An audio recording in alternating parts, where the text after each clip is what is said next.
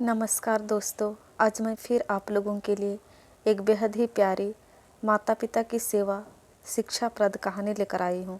तो चलिए शुरू करते हैं। गांव के पनघट पर 4 औरतें पानी भरने आई। पानी भरते भरते वे एक दूसरे से बातें करने लगी।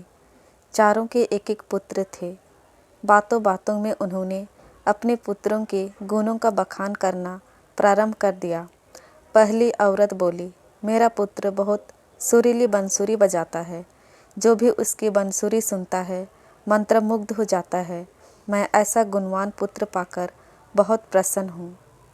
दूसरी औरत बोली, मेरा पुत्र बहुत बड़ा पहलवान है। इस गांव में ही नहीं बल्कि दूर दूर के गांव में उसकी बहादुरी का डंका बजता है। ऐसा गुणवान पुत्र भगवान सबको दे। तीसरी औरत कहाँ पीछे रहती, वह बोली, मेरा पुत्र कुशाग्र बुद्धि है। उससे अधिक बुद्धिमान इस पूरे गांव में नहीं। लोग अपनी समस्याएं लेकर उसके पास आते हैं। मैं ऐसा पुत्र पाकर धन्य हो गई। चौथी औरत ने सबकी बातें सुनी लेकिन कहा कुछ भी नहीं। इस पर वे औरतें उससे कहने लगी, बहन तुम भी तो कुछ कहो ना। तुम्हारे पुत्र में क्या गुण है?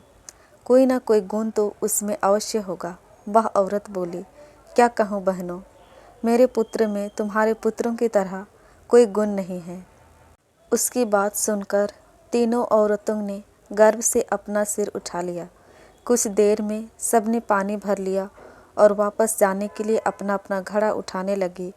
उसी समय पहली औरत का पुत्र हाथ में बंसुरी लिए वहाँ से गुजरा। उसने देखा कि उसकी माँ पानी से भरा घड़ा नहीं उठा पा रही है, किंतु वह यह अनदेखा कर बंसुरी बजाते हुए वहाँ से चला गया। दूसरी औरत का पहलवान पुत्र कुछ ही दूर पर मुद्र घुमा रहा था। उसकी माँ कुएं से घड़ा उठाकर जैसे ही उतरी, उसका पैर फिसल गया। किसी प्रकार वह संभल गई, किंतु पहलवान पुत्र अपनी माँ को नज़र उठाकर देखने के बाद भी उसके पास नहीं आया और अपनी कसरत में लगा रहा। तीसरी औरत का पुत्र भी वहाँ से किताब पढ़ते हुए निकला।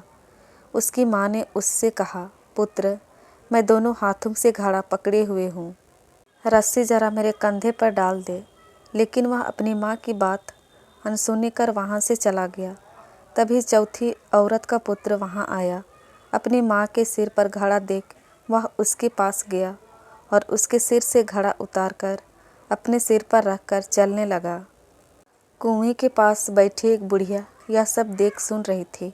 वह बोल पड़ी, मुझे तो यहाँ बस एक ही गुणवान पुत्र नजर आ रहा है, वही जो अपने सिर पर घड़ा लिए जा रहा है। माता पिता की सेवा करने वाले पुत्र से गुणवान पुत्र भला कौन हो सकता है। कहानी से यह सीख मिलती है कि गुणवान वही है जो अपने माता पिता की सेवा करे और साथ ही सबकी सहायता के लिए तत्पर रहे। दोस्तों, माता पिता की सेवा प्यारी सी मोरल स्टोरी आपको कैसी लगी प्लीज़ कमेंट करके ज़रूर बताइएगा। और यदि आपको अच्छी लगी हो तो अपने दोस्तों के साथ शेयर कीजिएगा। और इस प्रकार की इंटरेस्टिंग कहानियाँ सुनने के लिए चैनल को सब्सक्राइब ज़रूर कीजिएगा। धन्यवाद।